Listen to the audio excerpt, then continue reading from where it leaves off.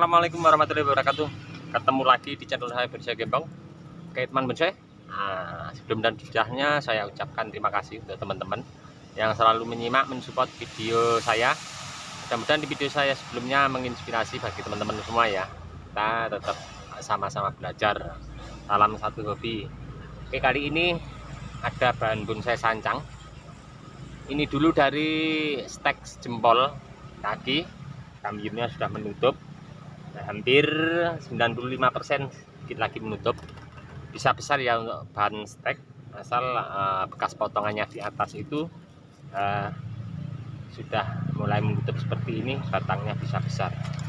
Untuk umur ini kurang lebih 1 tahun 6 bulan ya, kurang lebih. Mungkin malah belum ada, karena untuk bahan bonsai sancang sangat cepat sekali untuk pertumbuhannya, tergantung kita media tanam dan perawatan terhadap hama penyakit di atas, karena daun kalau terkena penyakit mempengaruhi akan daripada pembesaran dan perkembangan bahan ini.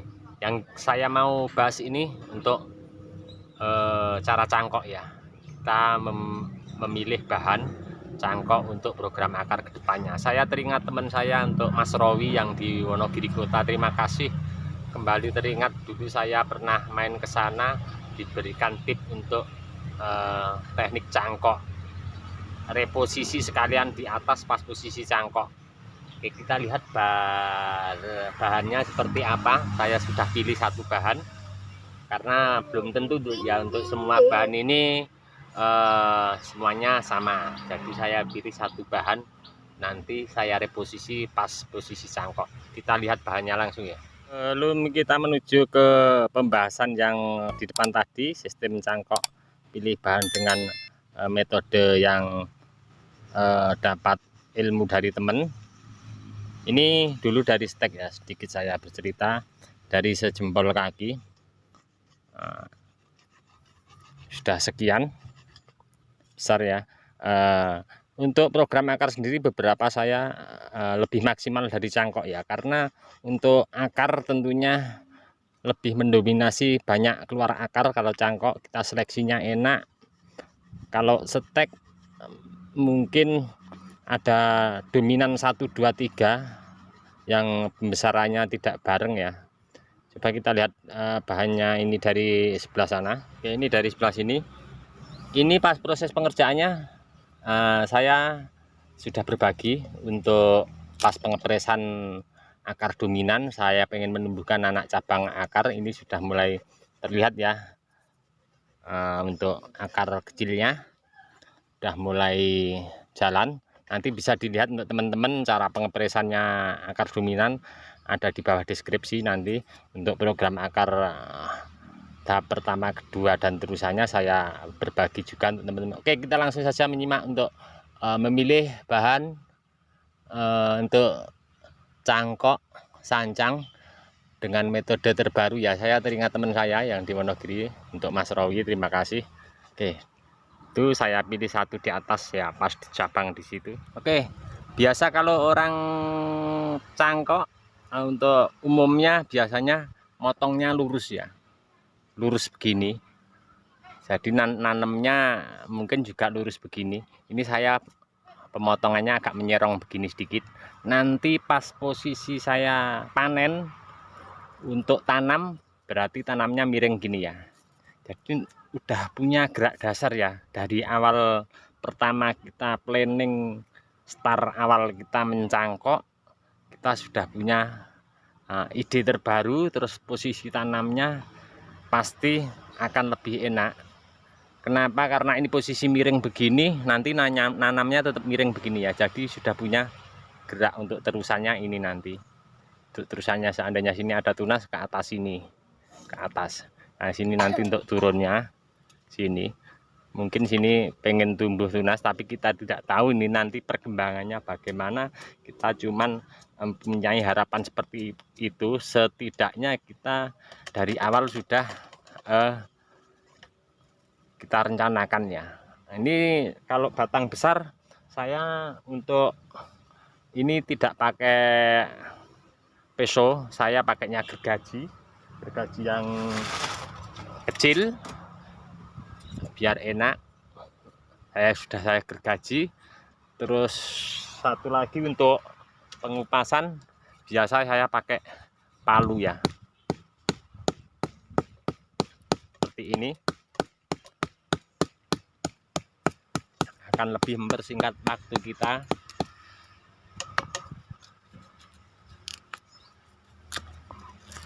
Semuanya nanti kita palu muter. Nah, oke teman-teman, hati-hati ya untuk seperti ini, kita harus telaten ya. Nah, setelah ini tadi sudah saya gergaji, tentunya gergaji kita tentunya kotor ya. Nah, kita harus rapikan bekas potongan ini, kambium ini, pakai karter. Saya biasa pakai peso karter. Ini setelah saya bersihkan ya, sudah saya bersihkan ini tadi. Kita rapikan lagi biar akar tidak terganggu oleh kotoran daripada gergaji yang kita pakai tadi. Setelnya bisa dirubah ya, kita miringkan sedikit. Ini saya mau miringkan sedikit lagi, nanti posisi tanamnya begini seperti pada layar kaca teman-teman ya, untuk posisi tanamnya. Kalau bisa atas juga sekalian, nanti biar menutupnya enak. Kalau bekas gergaji tentunya kasar ya, tidak halus ya. Kalau pakai peso karter tentunya, bekas karter tentunya halus banget. Seperti ini semua menyeluruh, muter. Oke, kita lihat dari dekat ya, selesai ya. Ini atas sudah saya pakai peso karter, tadi saya haluskan. Terus di sini juga ini masih kurang sedikit, tapi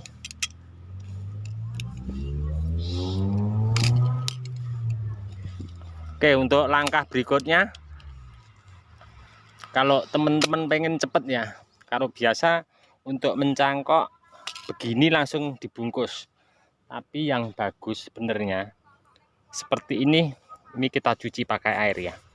Kita cuci pakai air dulu, kita sikat pakai sikat yang halus. Kalau bisa sikat gigi ya, atau sikat cuci. Kalau sikat cuci terlalu kasar, kalau sikat gigi yang bekas mungkin akan halus ya. Kita sikat, kita biarkan dulu nyampe kambium sudah mau jalan. Biasanya kambium putih keluar ya.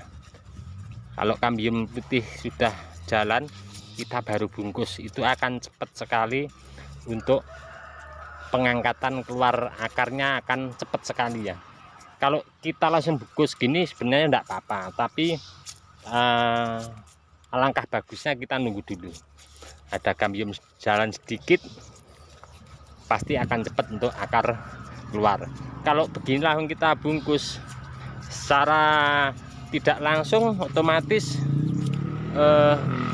bekas luka ini ada getah ya, getah yang belum kering, kemudian kena media cangkok, kokopit biasanya yang standar, dia akan menghisap kokopit itu masuk ke dalam ya, karena basah, ada kambium getahnya ada, terus menghisap kokopit, dia akan masuk dan mungkin menimbulkan jamur atau yang lain, akan menghambat untuk pertumbuhan akar. Jadi usahakan biar keluar kambium sedikit, baru kita bungkus untuk proses seperti ini ya. Untuk yang lain, yang di bawah tadi ada yang tidak ada mata tunas ya. Biasanya kalau cangkokan itu kita perlu ada cabang yang ada daunnya. Nah, ini beda lagi ya teman-teman. Kalau kita mencangkok bahan itu tidak ada daun di atas, tentunya agak lumayan lama ya. Bisa, saya pernah praktekkan, bisa, tapi bisa nyampe 2 bulan, 1,5 bulan, 2 bulan, bahkan nyampe 3 bulan tergantung besar batang. Kenapa? Karena kalau tidak ada daun, suplai akar itu dari daun. Saya akan tunjukkan yang di bawah. Seperti pada ini ya, ini akan lumayan lama untuk keluar akar. Kenapa? Karena titik tumbuh tunasnya belum ada. Mungkin bisa 2 bulan nyampe 3 bulan dia baru keluar akar. Bahkan akar keluar itu pasti dia nunggu titik tunas untuk pengangkatan akar keluar di bawah. Mungkin ini nanti saya biarkan dulu, paling saya cuci air, saya sikat seperti yang di atas, tadi di tutorial di atas saya sikat pakai air. Saya nunggu agak kambium jalan sedikit, terus mudah-mudahan nanti saya berharap ada tumbuh titik tunas kira-kira sekian, pasti baru akar nanti keluar. Lain kalau di stek kita langsung potong ya di atas bawah potong kita stek, itu udah ceritanya lain lagi. Nah, itu bisa kita ambil dengan kesimpulan kalau kita stek, kita potong-potong, kita stek, akar sama daun sama titik tumbuh tunas pasti duluan titik tumbuh tunas. Teman-teman bisa praktekkan. Belum tentu titik tumbuh tunas itu sekian kira-kira akarnya udah banyak, itu belum tentu, karena tumbuh titik tunas itu dari sisa kambium daripada batang yang kita stek. Biasa kalau tumbuh titik tunas 3 cm 4 cm akar paling masih putih serabut kecil-kecil. Nah, itu sangat riskan sekali untuk stek, kalau goyang sedikit bisa patah, bisa mati. Lain lagi seperti ini kalau untuk mencangkok ya teman-teman. Saya tunjukkan yang ada di atas. Oke, yang seperti ini. Ini ada titik tumbuh tunas, bawahnya saya cangkok. Ini akan cepat untuk keluar akar, karena asupan untuk tumbuh keluar akar itu dari daun ini.